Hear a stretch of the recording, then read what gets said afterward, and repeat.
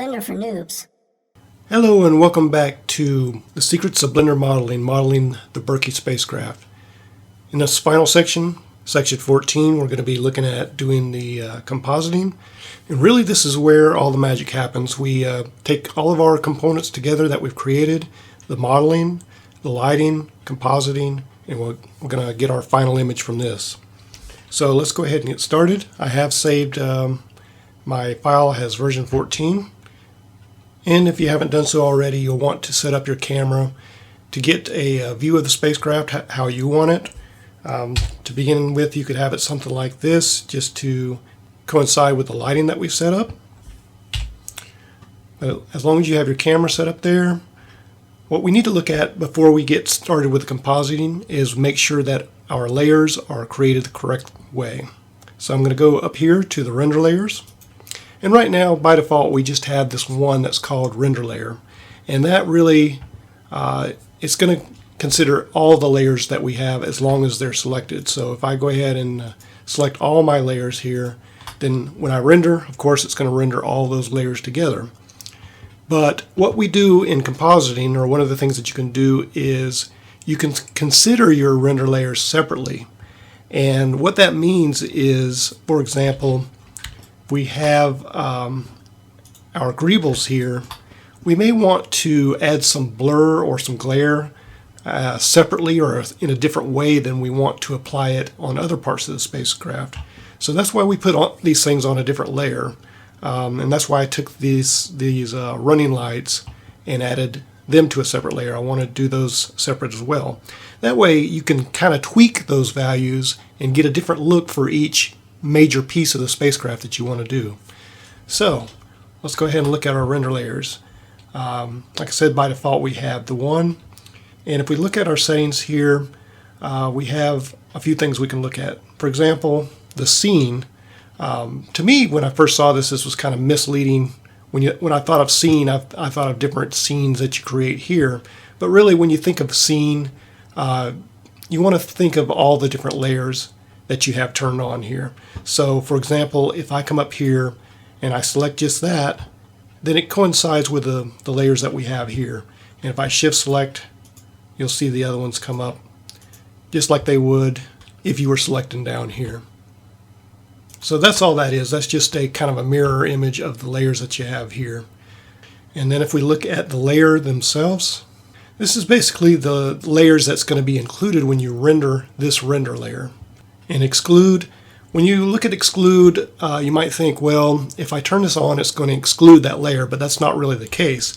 This layer up here is what's going to tell it whether it's going to render the layer on this render layer or not.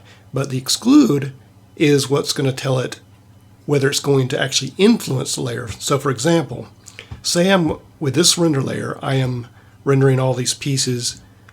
But say I have these running lights on a separate layer, which I do, and say that I have just an extremely, made them extremely bright. And they're so bright that they actually reflect on the spacecraft. Well, if you exclude them here, they're going to render, you'll see the brightness, but you won't see the reflection on the other pieces. Hopefully that makes sense. But as we go along, it may make a little bit more sense. So what we're going to do is we're going to create some more layers here, so that we can composite them together.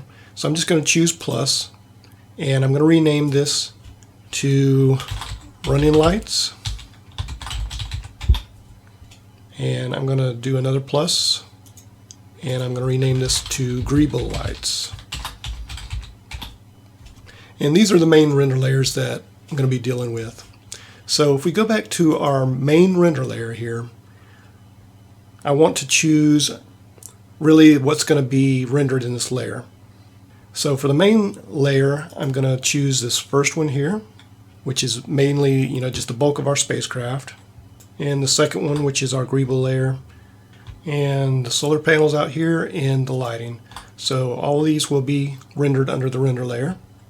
And I'm going to go ahead and uncheck the use environment because we're going to have a backdrop that's going to be our the Earth backdrop there, so we don't need to use the environment. Next, we're going to go down to our running lights, and we can leave the scene as it is. Everything's selected there, that's fine. But for the layer, I'm only going to select that third layer, which is our running lights. So in other words, on this one, we neglected the running lights. They're not going to show up on that render layer, but on this one they are. So now for the Griebel lights, choose this. We leave the scene as it is, and I'm just going to select the second one, which is our Griebels here, and leave this as it is. Now you may notice on the render layer I also have the Griebels selected here, and the reason for that is when I did some tests, when I had the Griebel layer only, it was actually coming up as partially visible. And the only way I could get it to work correctly is by having it in here. I don't know if that's kind of a bug with Blender, or it may be something that I could have done more correct in compositing, but this is the way I got it to work. So we're going to have the Griebel layer in both of those layers. And also we want to uncheck environment here under the Griebel layer and uncheck it under the running lights as well. So that will set up our render layers. The next thing we want to do, because we're going to be doing a lot of test renders, is we want to go to our render page here, and we want to make sure that we don't have anything set too high so it won't take forever to render. Right now I'm just going to set my render to 100 samples, and I have it set at 1280 by 720. So now hopefully we have everything set up to go directly into compositing. I'm just going to do a Control S to do a quick save on this. And I'm going to come up here and change from default, drop this down and go into compositing. And this brings up kind of a default compositing screen that we'll use to work with our compositing. So right now I'm just going to get rid of this extra panel here. I'm just going to hit N to get rid of that. And down here you'll see some settings here. We just want to check use nodes because we're going to need to use nodes. And I'm going to go ahead and choose backdrop just to show you how that works, but as I move along I'm not going to be using the backdrop. So by default you have your default render layer. This is called an input node, and it's reading this render layer that we've seen in our, we look at our render layers here, that is the render layer there, and it's going into an output which is composite, and basically this is the rendered image once you render it. So if we do an F12, we can go ahead and do a test render. Okay, so this is sort of our raw image as it's rendered just like it is. And you may have noticed what it did is it went ahead and rendered our first layer first, and then went to the next layer and just rendered those 2 running lights, or actually 4 running lights. And then it went to the third layer and did the Griebel layer. And after it does those layers, then what it does is it looks at the compositing here, and really all we have set up is this one render layer itself going into the output, so there's not a whole lot happening there. But the nice thing about the compositing is once you start adding things in here, you don't have to re-render every time. All it's doing is it's taking that original render and it's taking the changes you do up here, like adding blur or different colors or anything that you do, and it's just applying it to it, so you only have to wait for the compositing to do its thing. So another thing that we need to do is we need to put a viewer node here so we can get updated on what it's doing. So when you think of the composite, I mean that's the final compositing, that's the final render that you're going to get. And if you think of the viewer, that's kind of like a on-the-fly view. So if we do a Shift A and we do an output viewer, so we drop that in there. And you can actually use these both at the same time. You can take this image and just drop it right into the viewer. And when you do that, you see that you notice that you have your backdrop here. So as you add different nodes in here and make changes, you'll see it instantaneously change up here. And if you want to change the size of this backdrop, you can hit V, and that kind of zooms out, and if you do an Alt V, it'll zoom back in. Okay, but for my purposes, when I use this backdrop, it gets kind of confusing for me. I can't see the nodes really well, so I don't normally use the backdrop. So I'm going to uncheck that, and I'm just going to come down here to the render result, and you can change this to viewer node. And that way, as you change things, you'll see them change down here as well. So like I said, this is compositing at its very basic. You have an input and an output. So just to show you, a little bit how you can start changing this, let's start adding some nodes and you can see how this changes as we go along. So I'm just going to do a Shift A, and I'm going to go to Color, and I'm going to go to Filter, and I'm just going to choose a glare node and just drop it in here. And you can already see there's quite a bit of change there that happened almost instantly, because this is really the only thing that we have going. So I'm going to go ahead and change some of these values on the glare node. I'm going to leave the iterations at 3. I'm going to change the color modification to 0.443, and I'm going to change the mix to 0.256. And as you make your changes, you'll notice that it does a quick compositing render with each change that you make. Threshold I'm going to leave at 1, and streaks I'm going to leave at 4. Angles I'm going to leave at 0, and fade I'm going to leave at 0.9. And I'm just going to move this over and do a Shift A, another filter, but in this case I'm going to come over here to bokeh blur and drop that in there. And after it composites, by default it's very heavily blurred, so you can see that effect happening there. And I'm just going to knock this down to 1, and for the size I'm going to make it a 0.0150, and I'll leave the bounding at just 1. So when we look at it now, we notice we have a slight blur. And I'm going to go ahead, and you can actually turn off or mute some of these nodes. So I'm just going to select this and choose M, and you'll see that it turns kind of red up here, and you'll see this this node noodle kind of running through it like it's not even affected, and that's exactly what it's doing. It's taking that blur out of there. So that's another thing that you can do, is you can add nodes and test them out and see if maybe you want to change them, or maybe you want to use them later, and you can go ahead and mute them and not use them at that time, which is kind of nice. Now what we created here, we've added some nodes here to the viewer node, but if we did an F12 render, none of this would be affected because our render line here, our composite, doesn't have any of these nodes. So what we're going to do is we're actually going to mix this in so that these nodes are going to affect both the composite and both the viewer. But we're going to mix that quite a ways down the line. So what I'm going to do is I'm going to take both the viewer, Shift, select the composite, and just G move those. We want to move them way out here because we're going to be adding a lot of things here. And I'm going to go ahead and hit Control, or hold down Control and use my left button to knife that out.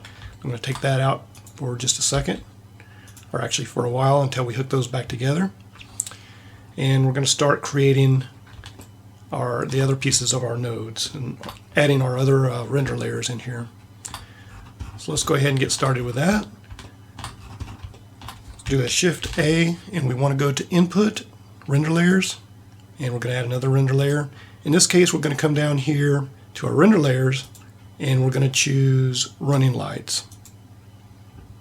And as you remember, we created that layer over here, and that's why it's showing up as an availability here, because we've already created it.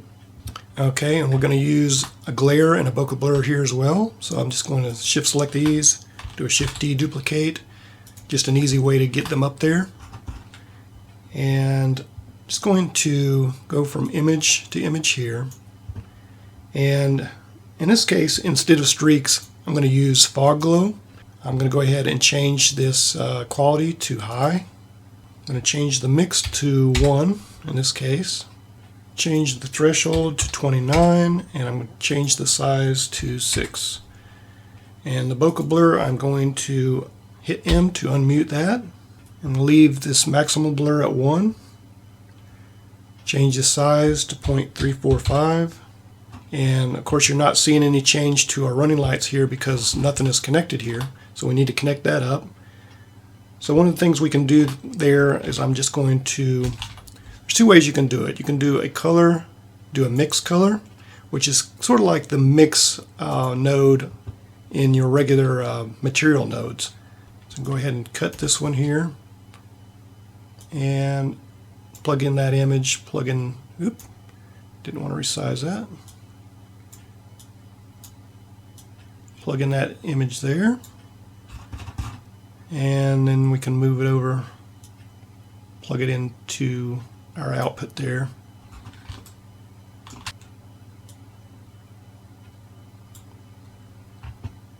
And then once it composites, you can see that there is a little bit of change in our running lights there. But actually, due to the way I'm going to set this up, I said mix is one of them, but I'm not going to use that one. So in order to take this out, I can do Control X, and that actually takes it out without getting rid of that node there. And we see our running lights being shown, but not the other one. So I'm going to add a different one. I'm going to do a Shift A, and I'm actually going to do an alpha over, which works really well when you're doing a lot of layers like this. So I'm just going to drop it in there, and we need to plug this one in as well. And what I'm going to do is I'm going to go ahead and set up the different mixed nodes along this path, just so we can see how our changes is affecting the model as we go along. So I'm going to select this one. In fact, let me look at the values here just to make sure I have it what I want it to be. And just the defaults is what we want. We want the pre-multiply to be 0 and the factor to be 1. And I'm just going to Shift D, duplicate this one, and I'm going to put it along this line. And in this case, I want it to go to the bottom one. Leave that as the default, factor of 1. And Shift D again, and just move it along here. And same thing, leave that as the defaults, but I do want it to be on the bottom one. And I know this is going to be my last sort of mixed node, so I can go ahead and plug this into the image here, which if we did an F12 now, we could actually render and we would see the same result as we're getting with our viewer node. Okay, so we have two render layers. We have our regular render layer and we have our running light layer. We now need our Griebel layer. So we can either do another output or we can Shift D this one. Just bring it up here and change it to Griebel lights. And I'm going to do the same thing here. I'm just going to Shift D these two nodes, bring them up, and just plug them in, image to image. And for this one, I do want to use streaks. So I'm going to put this back on streaks here. Let's go ahead and change this to medium quality. We're going to keep the iterations at 3, keep the color at 0.443. Mix, I'm going to change to 0.256. Threshold, I'm going to change to 1.336. Streaks, I'm going to knock down to 2 streaks. And angle and fade I'm going to leave as they are.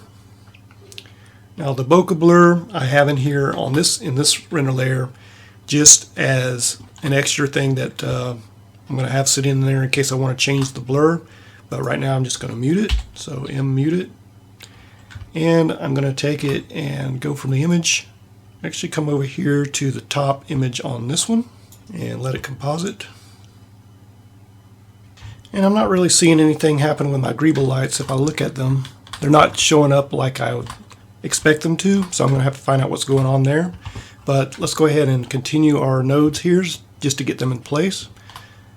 So the next thing we're going to do is we're going to go ahead and do the backdrop. And in order to do that, I'm going to do a Shift A and do an input and choose image.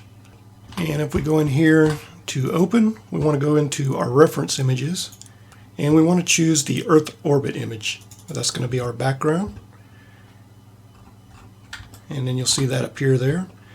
And then we're going to add a few more nodes that is going to allow us to tweak that background image if we want to. So I'm just going to do a Shift A and I'm going to go to color and add a bright contrast node. And we're just going to hook that together there. Do a Shift A, back to color, and I'm gonna add a hue saturation value in there and go ahead and hook that together. And for this one, I'm going to change the hue to 0.482. I'm going to change the saturation to 0.801, and we're going to leave the fact and the value the way they are. And I'm going to do another Shift A, and I'm going to go to filter and just add a regular blur. Bring this up and just choose image to image here. I'm just going to change this over to a fast Gaussian blur, and I'm just going to bump these up to about 3.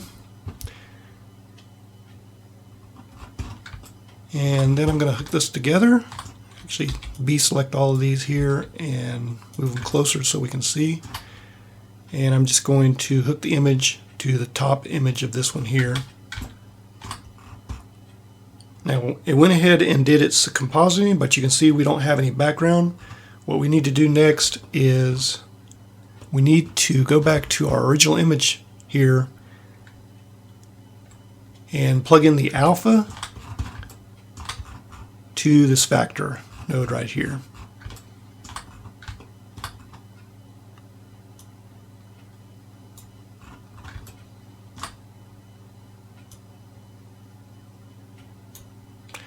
So let it composite. And we don't see the background, but the reason we don't see the background is because we're only seeing the 1280 by 720. If we zoom out here, you'll see the background is here, which is the original image is 1920 by 1200. So that's what we're going to make our final render at, but we don't want to do that yet because we're just doing test renders. But you will notice that we do have, we don't have the transparency we need on this image. So what we need to do, go back to our render settings, and you'll notice under the film settings you have a transparent setting, and that needs to be checked. So once you do that, unfortunately, since any settings we make over here has to be rendered out, it's not part of the compositing, so we need to do an F12 render again. So once it's rendered out, of course you can see that we have the transparency now. We're not seeing that black background there. So I'm just going to escape here so we can see our node tree here. And for now, I don't want to use the bright contrast or the blur node. So I'm just going to mute this one and mute that one as well. Let it composite out.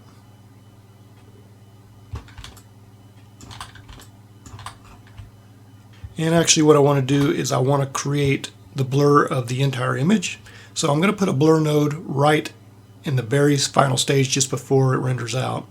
So in order to do that, I'm just going to hold down my control key and my left mouse button and just cut these nodes here. Do a Shift A, add a filter blur node, put it right in here, and I'm going to make this a fast Gaussian blur, or fast Gaussian blur. And then I can go ahead and hook up these images like this.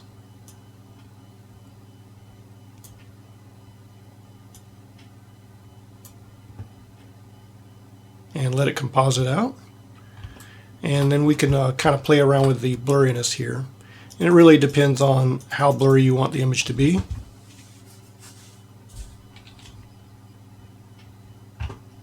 As we zoom in, we can see we're added quite a bit of blur here. Now the blurriness, when you add things like the blurriness and glare and things like that to this, what we're really doing is we're putting defects in the image, because when a camera takes a picture of an image, it's not a perfect image like you get out of a 3D program, just the render as it is. And that's why you put in these type of effects. So I'm just going to knock this down to a blur of X and Y1 right here, and I'm going to change the size to 2.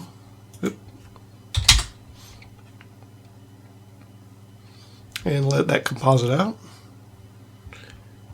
and just gives a little bit of blur there, but not too much. So this way we can still see, if we look in here, we can see our indentions, we can see some of the details pretty nice. It's doing a nice blur on these running lights. Of course, you can't see the other ones yet because we're not rendering out at full size, but looking pretty good so far. The one thing I don't see, which I'm really expecting to see, is all of our Griebel lights are not showing up. So we need to find out why they're not showing up. And since we've done all this work so far, I'm just going to do a Control S quick save. Okay, and looking this over and comparing some of the other test files that I did, see a few things that is causing the issue. So one of the things that I noticed was this light panel is it's a lot bigger than what I had in some of my tests. So just going to go into 3 side view and just scale this panel down quite a bit. Basically you want it to match probably the bottom of the spacecraft and the top of this. So about like that. And the other thing that I wanted to do is, if we look at this here, this interior is showing up quite a bit and I don't want it to be that evident. So we'll select this outer ring part here, tab into edit mode, and just select a vertex and select L, select all, go into 3 side view and use the C tool and hold down the right mouse button, or sorry, the middle mouse button, and just deselect everything except those back faces there. And come over to our materials, and we're going to do a new material, and we're going to choose our flat black material and just assign that the black material. That way inside there it's not as bright as it would have been. The other thing that we need to do is we're still going to see a lot of detail on here, so I'm going to take this light panel and just do a Shift D to duplicate and scale it down quite a bit, and make sure I'm in my side view here, and just G move it into place here. Maybe scale it up just a little bit and come over to our materials here. I'm going to do a new material, and this one I'm going to call lamp 3, and for this one I'm going to take it down to 0, so there's no power to that lamp whatsoever. And just look at our object data, make sure that it's not visible to the camera. And basically all this is doing is it's going to cast sort of like a shadow. It's going to block some of that light from coming inside here. Now it may block too much. If that's the case, then we can always scale this down a little bit there. Another thing we need to look at is go into our render settings and scroll down here to light paths and expand that. And this is just kind of like an extra step you can do. You don't have to do this, and especially if you're running into long render times, you may not want to do this, but I'm just going to choose full global illumination, and that just bumps up a lot of these values so that we get a better render. The other thing that I meant to mention when I was checking the transparency is this Gaussian blur under film here, and by default it's set to 1.5, and that's really taken this entire final render that we do, and what that's doing is it's actually adding its own blur under the film setting by default as you render this image. So since I'm controlling the blur of the entire final render with my my blur node, I'm actually going to bump this down all the way down to 0.01. So if you were to render this without the compositing, then it would be like a crisp, clear render without any blur at all. And I'm just going to go into front view, check our view here. This needs to be moved over a little bit, kind of center it in that image. Let's look at the sun. Probably okay to just rotate that out a little bit. Just want it to kind of barely hit that top surface like that. And let's see what else. Okay, the final thing that I'm going to do here, I think, is I'm going to select the Griebels, and if you go under, actually, you want to go under your material, make sure you have Griebel selected, and you can see that the lights are showing up here, but they're kind of dim. So if you go to your nodes, go to the node editor, and just look at the emission value. I'm just going to bump this up to 10, and then you'll see that they become quite a bit brighter. Now you don't want to go too far with this because that glare node is going to cause a quite a bit of a sharp glare on it, and it starts to look kind of funny if you get too much of that. I mean, you can play with this value to get kind of the right look that you want, but for what I have here. I think 10 should work. So I'm just going to do a quick save and go back to the compositing. And we have our compositing set up here. And I'm just going to do another render to see how this is looking. Okay, so there's our preview image. I'm going to do a control up arrow. Let's take a look at it here. We're getting most of the elements that we want here, I think. We have the lights finally showing up correctly. We have our running lights showing up pretty good there. I think probably with these platforms we can even use maybe a little bit more thickness to show there. But as you can see, there's a lot of lights here, and that's why I tried to avoid putting lights on the platform itself also on the UV map, because it really gets overcrowded with lights. On our interior here in the front, we can see some detail going on in there, which is what we want. Seeing some light along these pieces here, which is kind of nice. And the front here, how it's glared out, that's kind of just a preference of mine. I mean, I did that effect and I kind of liked it, so I stuck with it. But of course, if you didn't want that kind of glare, then you can go back to the compositing and take that down if you want to. And if we go back, let me escape out of here, look at our compositor. And this is the node tree that we ended up with, so I'm just going to take these and just order them up a little bit better.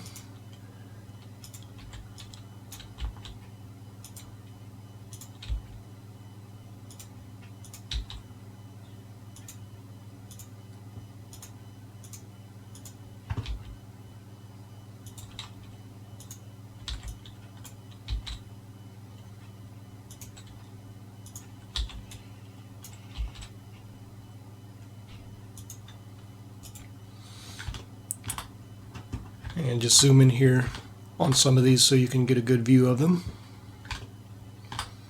So here's our Griebel lights in these settings. And as you do your test renders, of course, you can feel free to change these settings around. Feel free to add different nodes and see what they do. One of the best ways you can learn the compositing, I think, is to play around with the settings and just tweak them and see how they react with your final render. Here is the running lights and the render layer, and you can see that we're going into alpha over settings, and the alpha over setting for this is absolutely necessary if you're doing a background transparent. If you're doing a transparent render and you need this background image, you have to have this alpha over for it to work correctly. And then the final blur, which is blurring the entire image. And our two outputs here, which of course in the final render you won't need your viewer node, but it's nice to have it there if you want to tweak your settings. And speaking of tweaking, if we go back, I think we got enough blur on here. I was going to add a little bit more blur, but I think this is fine. Now, one thing that I've done is I decided I wanted to get a little bit more color into the body of my spacecraft. So what I did is I added this hue saturation value.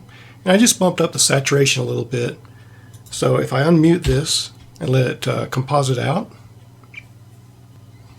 then you can see there's quite a bit more color here to the body of the spacecraft. And if we go back to our compositing screen here,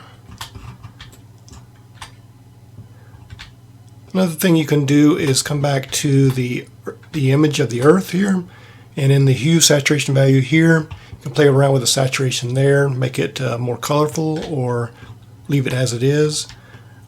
Just pretty much any of those nodes that you want to play around with, you can change in these different node trees or node branches here to get different effects.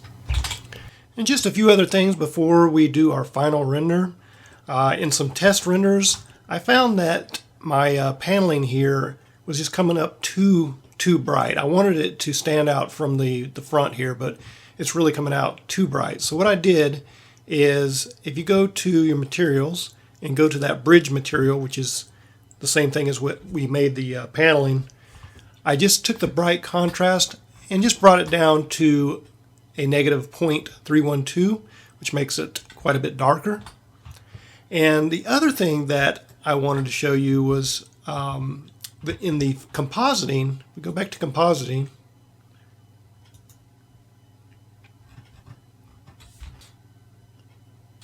One thing that I neglected to add was noise to the final image. We have we have some glare, we have blur, and we have these other effects that we're doing, but we really need some noise in there to add to the distortion on the camera to make it a little bit more realistic. And I have my own blend of noise that I've created.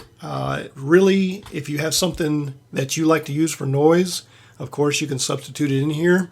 But what I've done is we go back to materials, and I've created this under the bridge material. Really, you can just create a new material and go over to textures, and you want to create a new texture.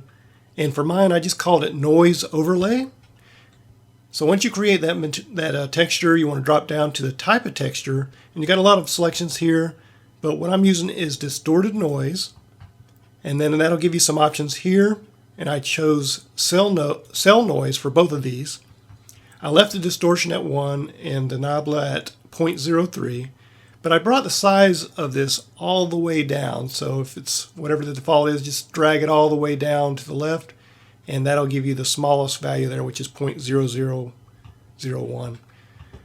And we come back to our nodes here and go over to the regular render layer, which is basically the body of our ship. I've plugged in 3 new nodes here, and that is a texture node, a despeckle node, and a divide node. So with the texture node, all I've done was come down here and shows the noise overlay texture that I created.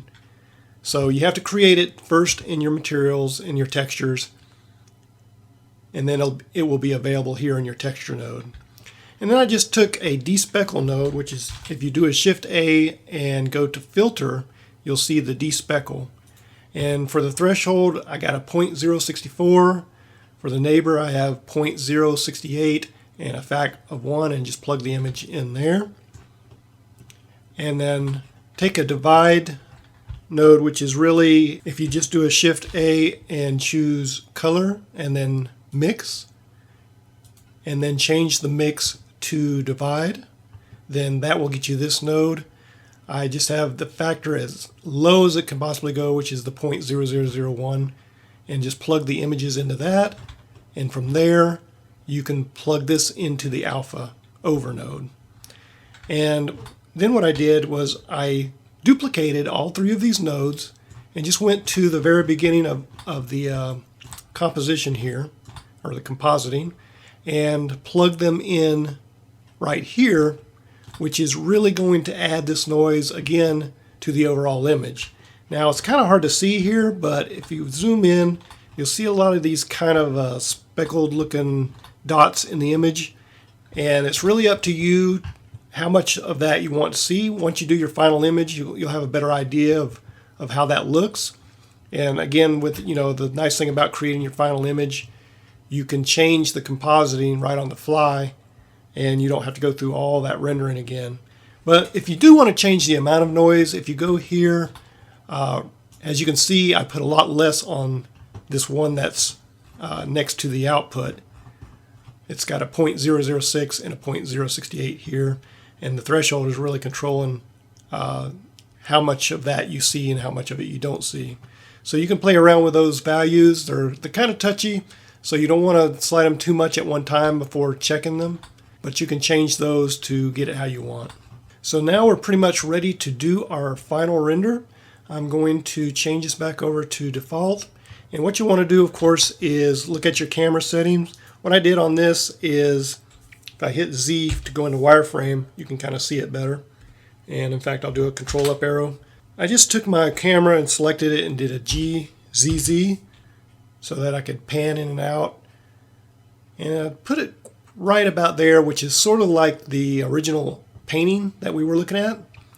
And the idea that of framing it this way, at least for me, is you're seeing some of the, you're not seeing the entire image, but when you leave some of the image off the screen like that, you're directing the eye to kind of look for more or want more of it.